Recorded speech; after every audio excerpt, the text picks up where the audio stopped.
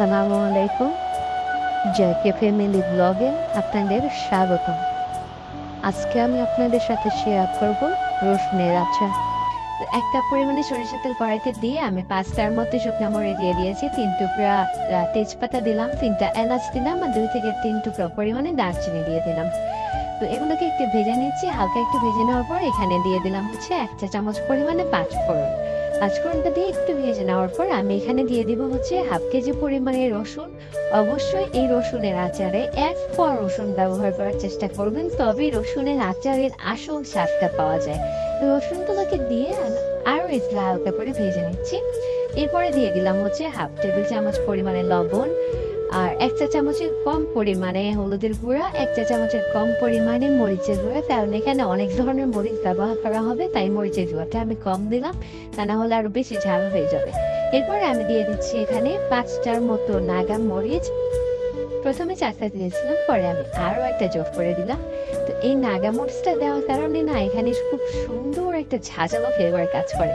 তো আমি খুন্তিটা চেঞ্জ করে নিয়েছি, একটা স্প্যাচুলা নিয়ে নিলাম, কারণ এটাতে খুন্তি দিয়ে নাড়াচাড়া করলে পরে হয়তো ভেঙে যাওয়ার সম্ভাবনা থাকবে। তো এরপর দিয়ে দিলাম হচ্ছে ১ চা চামচ পরিমাণে আদা বাটা আর হচ্ছে হাফ চা চামচ পরিমাণে রসুন বাটা, এবং এখন দিয়ে দিচ্ছি ২ টেবিল চামচ পরিমাণে সরিষা বাটা।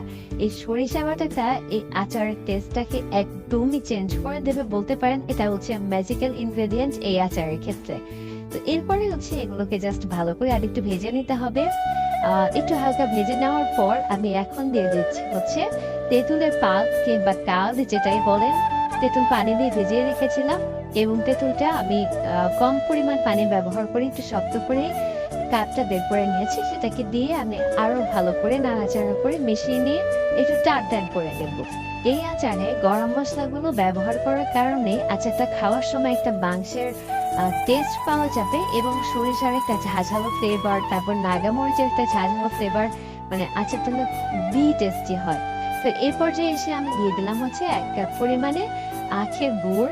তো যতখানি পরিমাণে আমি তেঁতুলের কাজ নিয়েছিলাম ততখানি পরিমাণেই আমি এখানে গুড়টা ব্যবহার করেছি। আপনারা চাইলে চিনিও ব্যবহার করতে পারেন কিংবা খেজুরের গুঁড়ও ব্যবহার করতে পারেন, তবে আচার নর্মালি আখের গুড় দিয়ে খুব ভালো লাগে। তো এই পর্যায়ে এসে আমি দিয়ে দিচ্ছি হচ্ছে ৩ টেবিল চামচ পরিমাণে ভিনেগার। তো এই ভিনেগারটা দেওয়ার কারণে আচারটা নষ্ট হওয়ার একদমই সম্ভাবনা থাকবে না। আর যেহেতু অনেক বেশি পরিমাণে সরিষার তেল এখানে ইউজ করা হয়েছে, প্লাস ভিনেগার, দুটো মিলে আপনারা আচারটা বাইরেই নর্মাল টেম্পারেচারে প্রায় ১ থেকে ১.৫ বছর রাখতে পারবেন। মাঝে মাঝে একটু রোদে দিলেই হবে। আপনারা চাইলে তেলের পরিমাণটা আরো একটু বাড়িয়ে দিতে পারেন। তো এই পর্যায়ে এসে আমি এখানে অ্যাড করব হচ্ছে হাফ টেবিল চামচ পরিমাণে আমার রেডি করা আচারের মশলা। এটা হচ্ছে আমার পেজের ভিডিও সেকশনে আচার সমাচার নামে একটা প্লে লিস্ট আছে, সেখানে আপনারা অলরাউন্ডার কিংবা অল পারপাস মশলা নামে এটা খুঁজে পাবেন। তো এখন জাস্ট আচারটাকে শুধু টানিয়ে নিতে হবে এবং মাঝে মাঝে নাড়াচাড়া করে দিতে হবে, তবে খুবই সাবধানে নাড়তে হবে যেন রসুনগুলো ভেঙে না যায়, কারণ এ পর্যায়ে এসে কিন্তু রসুনগুলো সিদ্ধ হয়ে গেছে। তো সাবধানে নাড়াচাড়া না করলে ভেঙে যেতে পারে। এখন দেখতেই পাচ্ছেন আচারটা কিন্তু তেল ছেড়ে দিচ্ছে, তো টান টান হয়ে গা থেকে তেলগুলো ছেড়ে দিচ্ছে। তো এখন আমি জাস্ট একটু চেক করে নিচ্ছি আর একটু নাড়াচাড়া করতেছি, তার মানে তেঁতুলগুলো জাস্ট মানে আঠালো একটা ভাব চলে আসবে, তখনই আমি এটাকে নামিয়ে নিব। আমি মরিচটা দেখে নিলাম একদমই সিদ্ধ হয়ে গেছে, রসুনটা চাপ দিয়ে দেখলাম ওটাও ভালোভাবে সিদ্ধ হয়ে গেছে। এখন আমি চুলাটা অফ করে দিলাম। তো চুলাটা অফ করে দিয়ে এখন দেখেন এটা ফাইনাল রেজাল্ট। এটা যাকে খাওয়াবেন বিশ্বাস করেন সে আপনার একদমই ফ্যান হয়ে যাবে।